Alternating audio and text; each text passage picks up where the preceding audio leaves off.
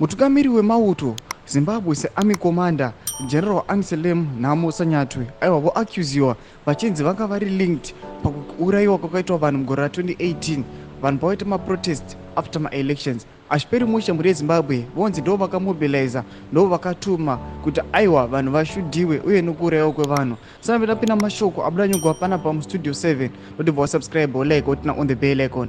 Mashoko awa abuda after General Sanyatwe vataura mashuwe kuti ZANU-PF icharamba ichitonga kusvikira madhongi amira nyanga uye vanhu ZANU-PF icharamba ichihwina vanhu kana vakaramba aiwa vachavafosa kuti vanhu vavhotere forcibly.